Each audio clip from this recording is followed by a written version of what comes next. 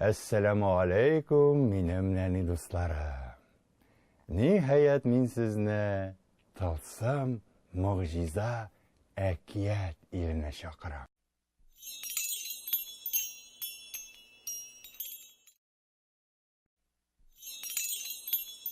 Егізәлі, әкиятінің башын қатырлайсызмы? Есігізге түшірсәгіз, біз давам етеміз. Қара құш келіп шығады, байның қаршысына басып, «Ей сен бай, неге рұқсатсыз несіз менің бақшама кірдің? Неге сен менің бақшамдағы ең матур шешекні үзіп алдың?» деп сұрай. Һәм ул аңа үзенең кызы турында, кызының төшендә менә шушындый шәшәк күрү хакында һәм аны аңа бүлеккә алу хакында сөйләп бирә. Кара кош канатларын җәеп җибәрә дә, фәлән көнне, фәлән сәгатькә менә шушы урынга синең кызың килеп җитсә, мин сине җибәрермен, ди. Бай ни эшләсен инде? Шәшәкне ала да кызы янына өйгә кайтып китә. Сахралар үтә, урманнарны үтә, һәм инде кайтып җиттем дигәндә генә киң дәрьяга юлыга. Ничек бу елганы кичеп чыгарга дип уйлаганда, бабасының сандыгы исенә төшә. Аннан таякны ала да елгага сугу була, зур, озын күпер хасил була. Шушы күпердән бай тиз генә чыга да өенә кайтып җитә. Өенә кайтып җитүгә бай бәйнә үзенең сәфәре турында һәм кара кош белән булган сөйләшү турында сөйләп бирә. Нишләсен инде кыз? Әтисен бик яратканга күрә ризалаша. Менә фәлән көн, фәлән вакыт җитә. Кызның кара кош янына китер вакыты килеп җитә.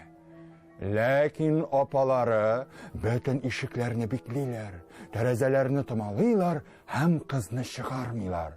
Кара кош вакыты җитеп тә кызны үз янында күрмәгәч, бай йорты янына килә.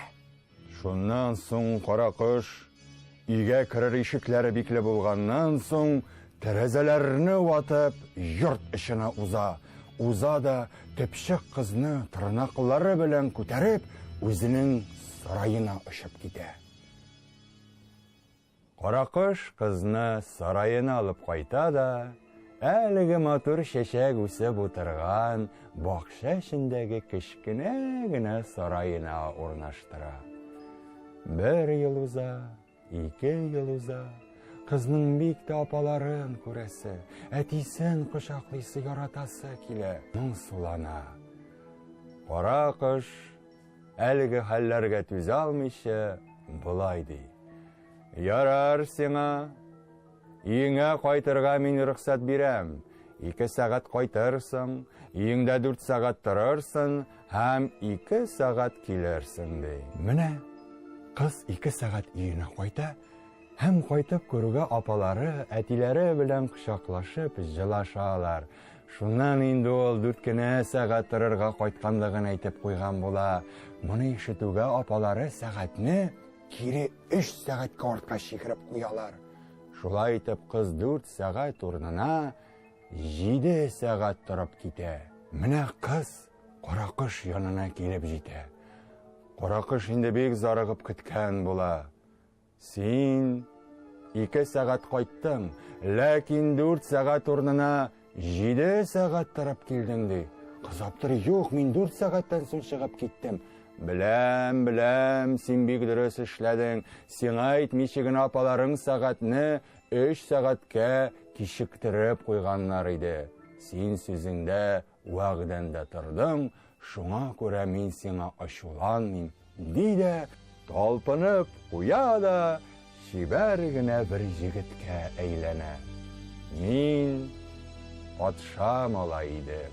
Сине сынар өчен махсус менә шулай кара кошка әйләндем.